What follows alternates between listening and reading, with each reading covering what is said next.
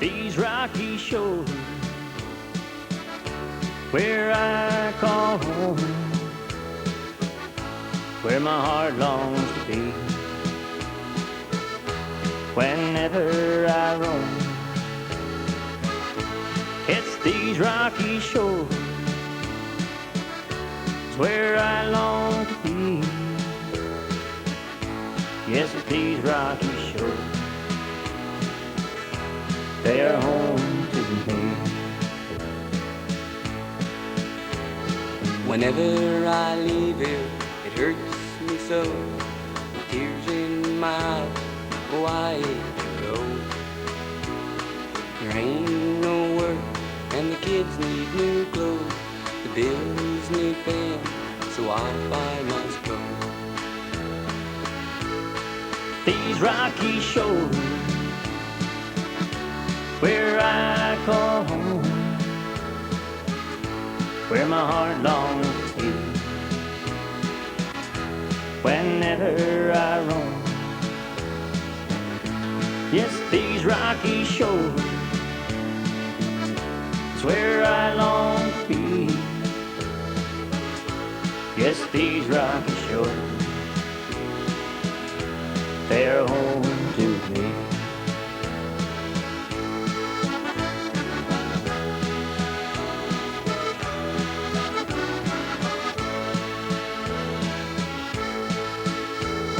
I think to myself, where did it all go? The life I once had on the ocean's gentle road. My tears in my eyes and my head in my hands, away from my family, I hope they understand. That is these rocky shores, where I call home, it's where my heart longs to be. Whenever I roam, it's these rocky shores, where I long to be. Yes, these rocky shores, they are home to me. Yes, these rocky shores, they are home to me.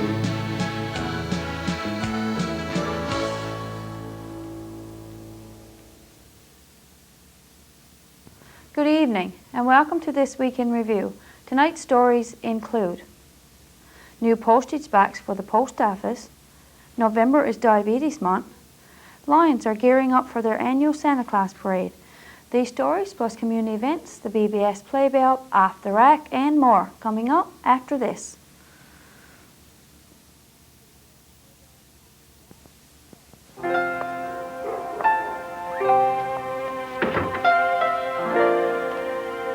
Dear Mrs. Coleman, you don't know me, but I know you know my old red house at the end of the lane. Please forgive me for tracking you down, but I had to thank you.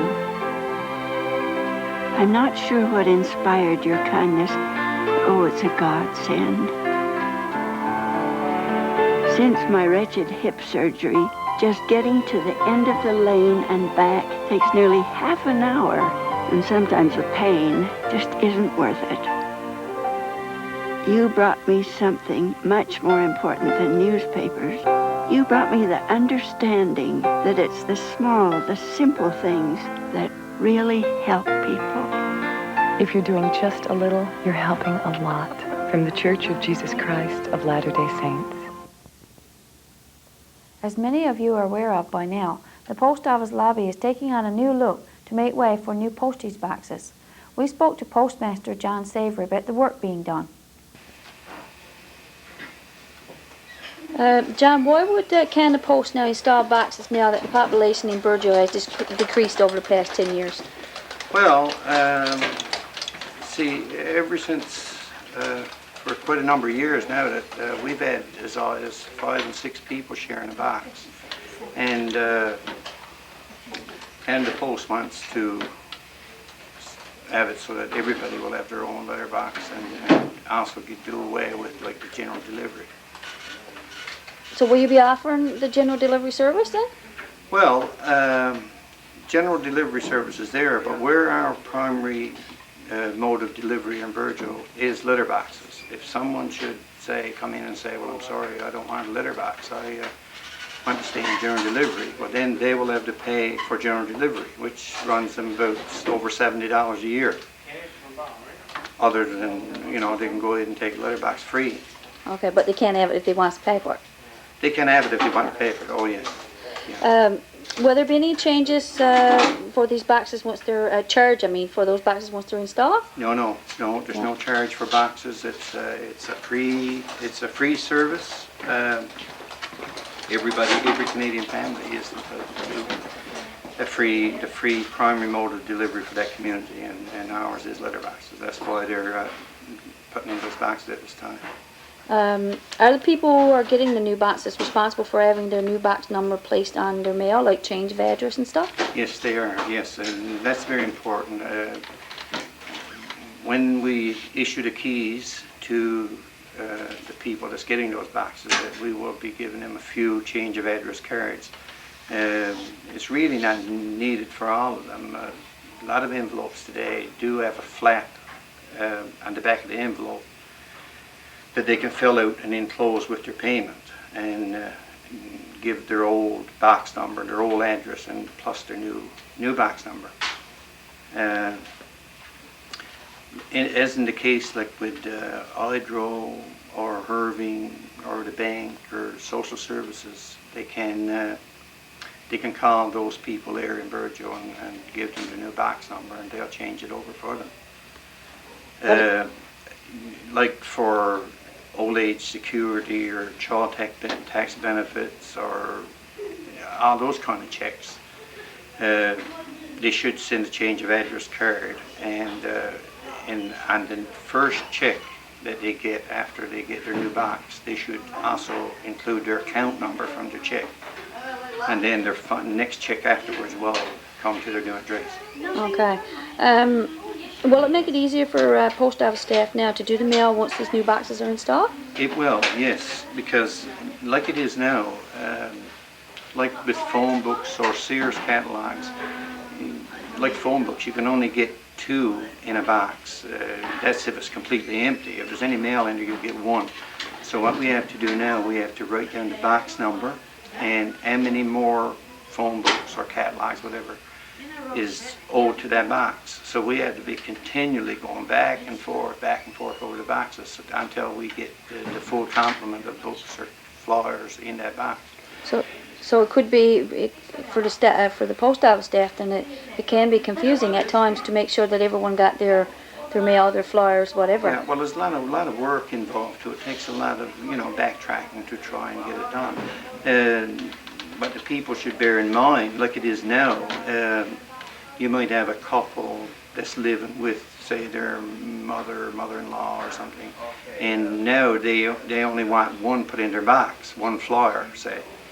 And this frees up a few spares for our general delivery. But now once those boxes are installed and there's no more sharing boxes, we won't have any flyers in general delivery. So, people should bear in mind that if they give their children keys to their box, they should ask them to bring all their mail home, because once it's put in the box, there won't be any more at the counter, because there's no more general delivery.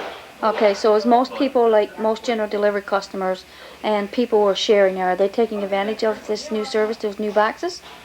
Well, we have a box number assigned to all the ones we had on our list and all the ones that we know that's sharing boxes, yes. And I'd like to encourage organizations like the LOPA or the LOL or the Chamber of Commerce and things like this, to come in and get their own box.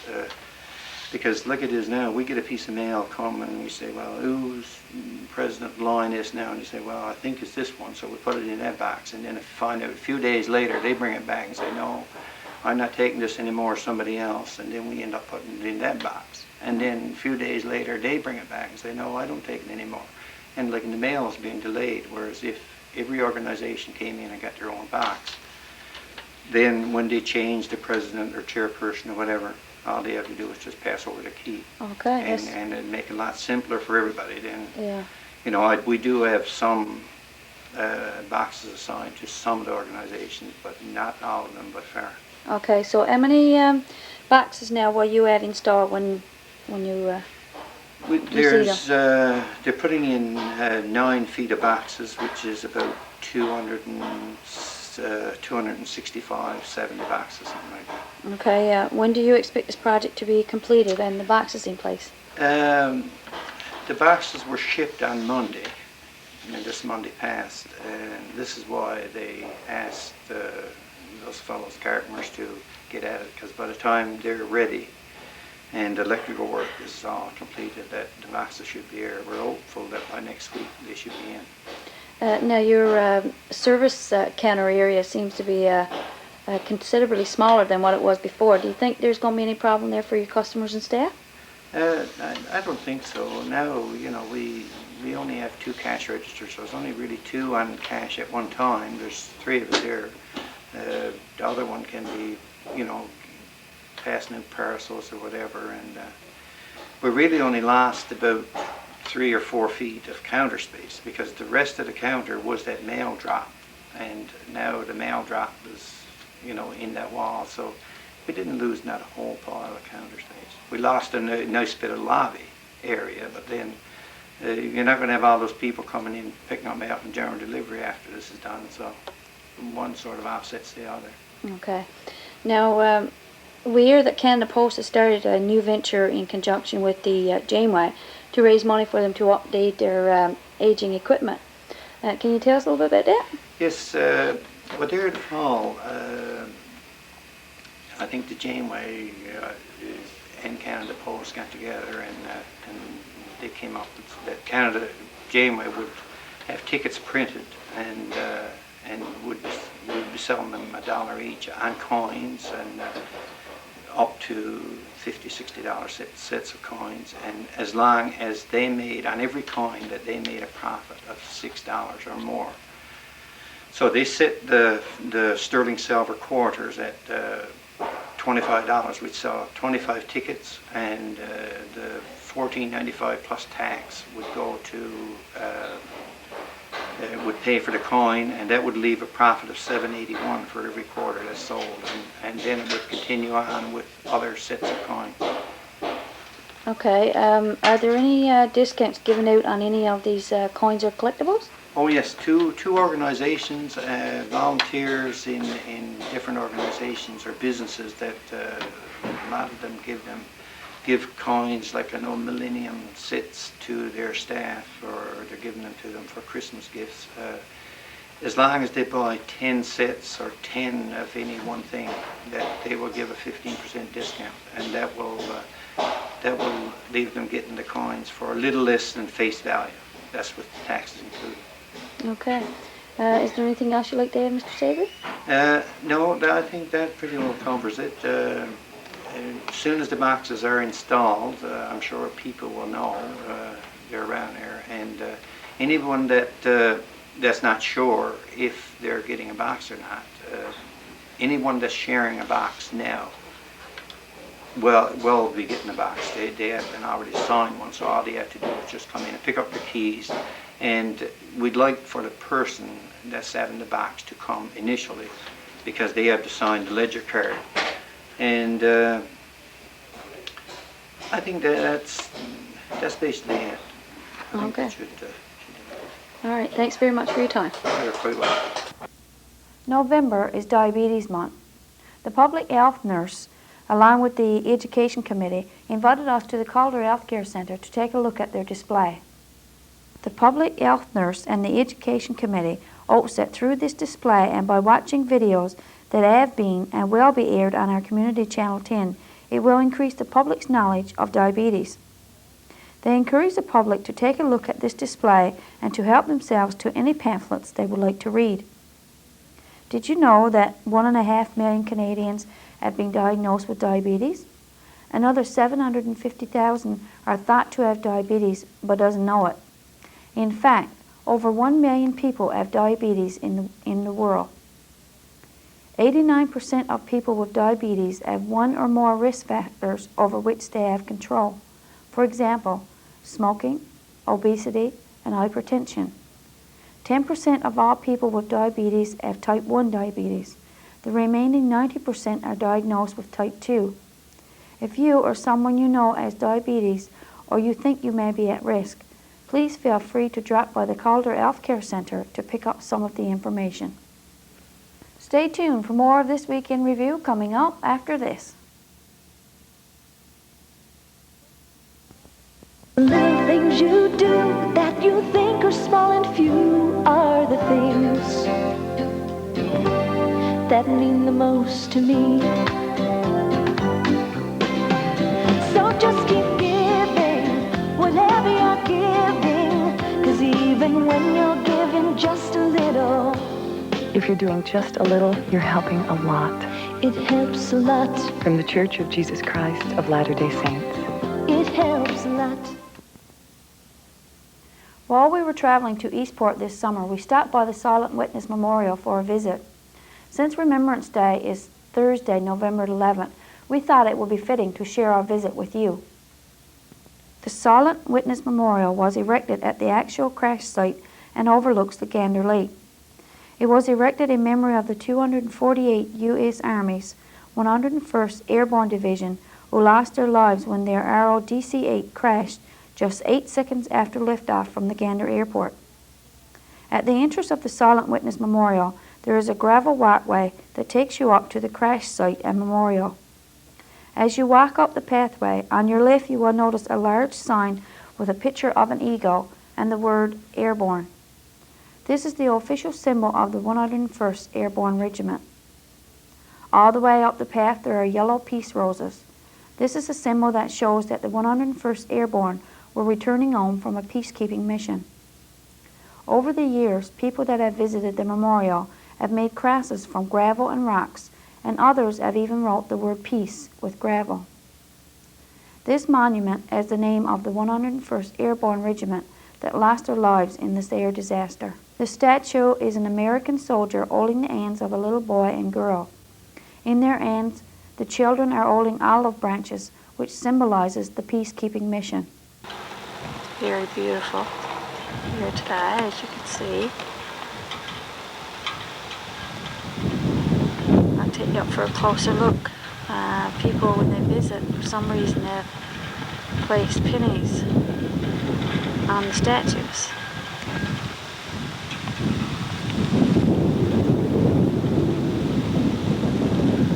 Probably see it on his boot. In different sections of the statue there's pennies. All up through his laced boots there's pennies. There's pennies in his shirt and in his pockets. There's even one tucked right in behind his ear. And children have pennies in their fingers, along the neckline of her dress and in the bow in the middle part of her dress.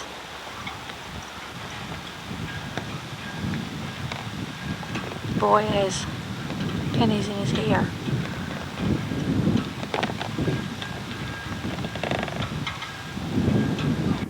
The three tall staffs or flagpoles are supposed to bear a Canadian flag, an American flag, and a Newfoundland flag.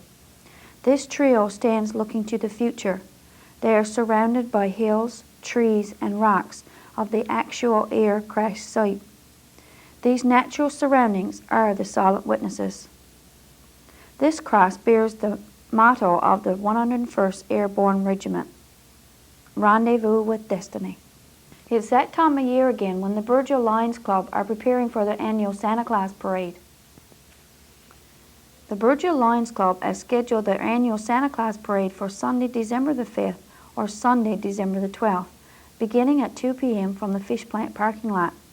It is the intention of the Lions Club to promote and bring a little more happiness to the people of Burgeo during the Christmas season, especially the younger children. In order for the parade to be a success, the Lions are requesting your support by either entering a float in the parade or giving donation of goodies to be distributed to the children. If any group, organization, or individual would like to donate to this worthwhile cause, please contact Frank Ann, Chairman of the Boy-Girl Committee. They would appreciate any donation that you could give them.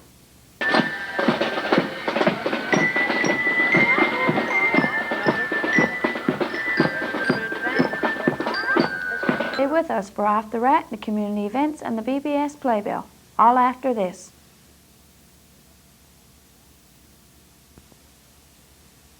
What is the best investment you'll ever make? Bonds? Stocks? Physical activity? Participaction knows you get unlimited returns by investing in regular physical activity. More independence, more energy, more fun. Investing in your health means investing in your future. Physical activity, the best investment you'll ever make. Participaction. Off the Rack. This week as we scanned our tape rack, we came across a tape of a Remembrance Day service when all the groups were marching to the Memorial Library. Notice the large group of young people. Let's look back to November the 11th, 1987.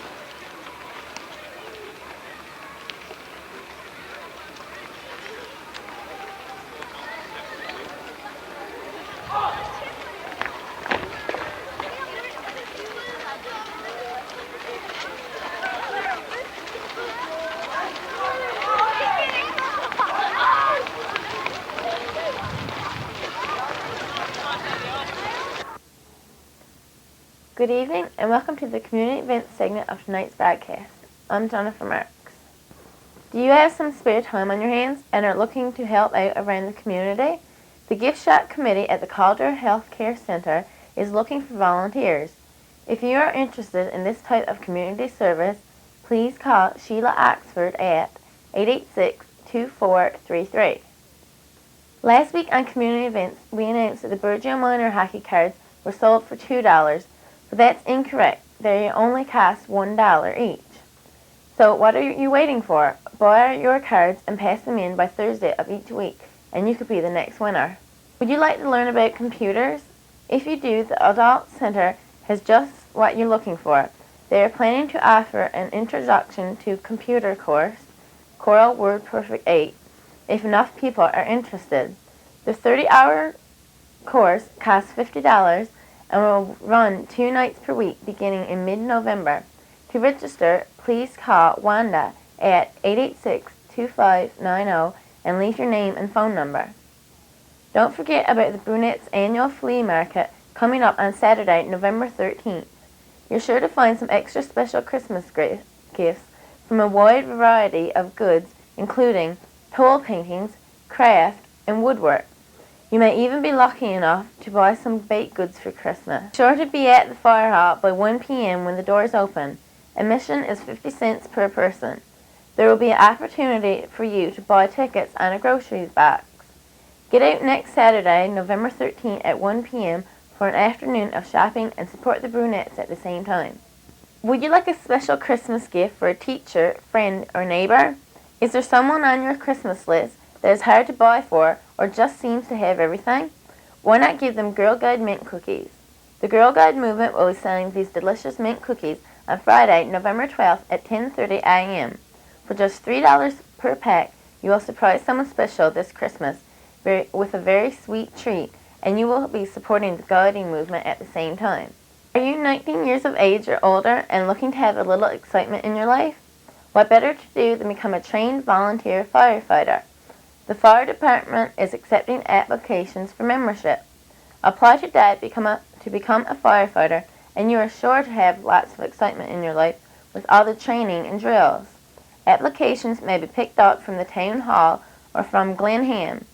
Deadline for applications is Thursday, November 11th. If your group or organization has an upcoming event planned, we will be happy to advertise it for you. Just call the BBS office by Wednesday of each week to have items included in this portion of our broadcast. That concludes the community event segment of tonight's broadcast. See you next week. BBS Playbill. Tune in on Tuesday at 7 p.m. for a rebroadcast of Pansy's Garden. On Wednesday, we'll have a video entitled Girl Guide Cookies Are Here. Tune in on Thursday when we'll have a rebroadcast of the Sand and Sea Talent Show. Join Pansy and the gang for 2 stories, a craft, and lots of fun on Saturday morning at 11 a.m. on Pansy's Garden. And I'll be here again next week with This Week in Review. Next week's program will be followed by The Bandwagon. Please stay tuned now for the Sand and Sea Festival Talent Show. For This Week in Review, I'm Marie Rose. Good night.